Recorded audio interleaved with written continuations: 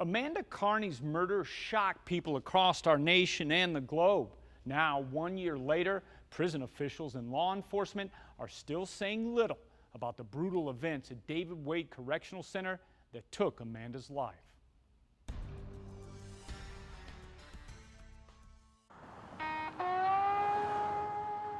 It's a quiet little town, which I like. I like small towns. Filled with great people. That's what's kept me here, the people. It's not a lot of business. A lot of times it's slow here. Typical day in Homer is people doing business, passing through, some stopping by and visiting with friends and trying to make our town stronger again.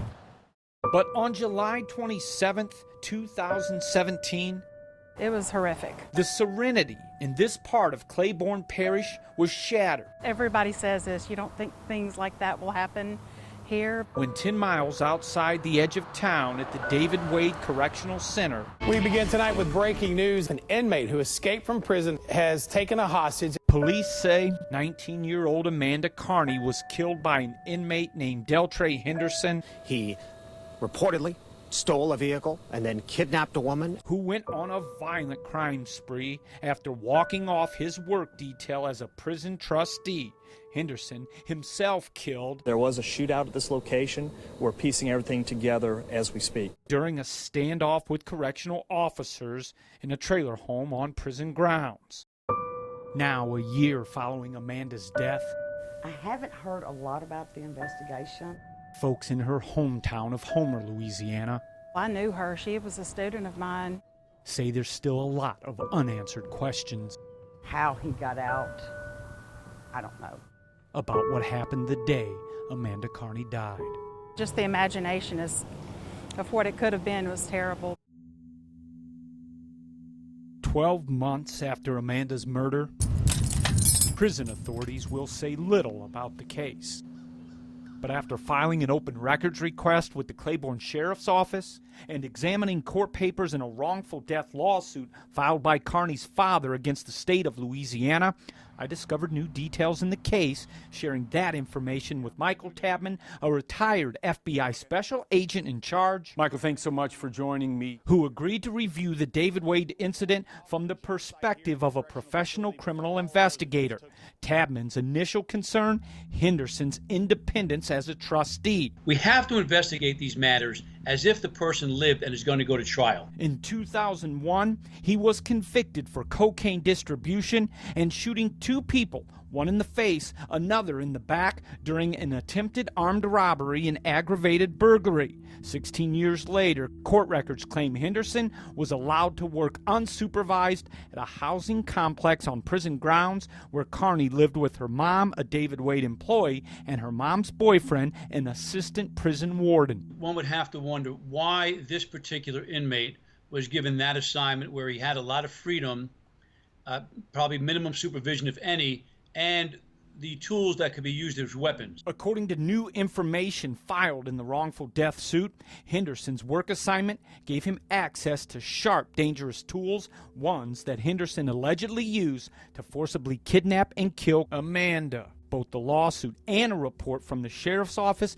indicating she was brutally choked and stabbed in the neck. The prison system is going to have to go back and look at this and say, okay, what did we do wrong? Because clearly there's some errors here that this prisoner was able to escape, commit a murder, and have access to tools that were used as weapons. A lot of errors along the way here. The sheriff's initial investigation, newly obtained by KSLA, gives a more detailed timeline of the day Amanda died, showing the manhunt for Henderson began at 1:46 in the afternoon when he's seen driving a guard's truck away from the prison. 5 minutes later, that vehicle is found crashed at this intersection just a couple miles away. Armed with two kitchen knives, the sheriff's report states Henderson fled the scene on foot, making his way back to the housing complex, stealing Carney's silver Honda, and at 2:40 p.m., that car is found dumped in a nearby wooded area. She is reported missing at 3:13.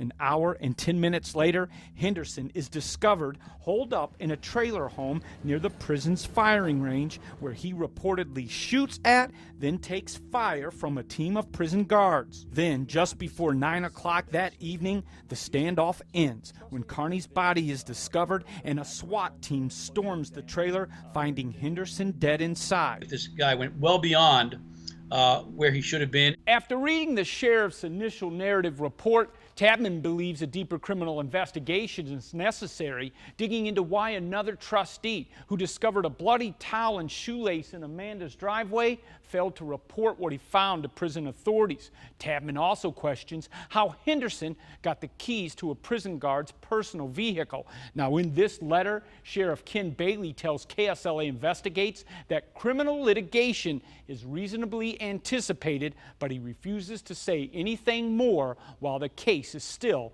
under investigation. So we have to know everything that happened because, as we said, if we find it was an inside job, that someone on the inside helped them, or someone on the outside helped him, so he knew where to find things, how to get to certain places, he knew what would be available, there's going to be a criminal prosecution.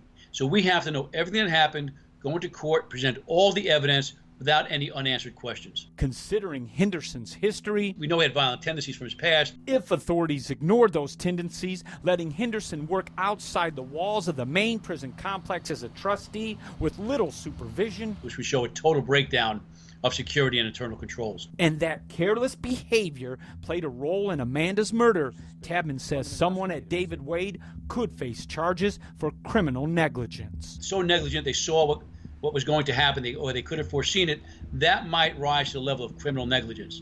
It's a high bar to reach, especially if someone's been given the power of discretion, but it is a possibility for prosecution. Still trying to make sense of Amanda's death, What happened was awful. people in Homer realize they may never learn the full story behind the deadly prison escape at David Wade, It was just heartbreaking. Still sad to think about it. but hope someday the essential question of this tragedy is answered: why did Amanda Carney die?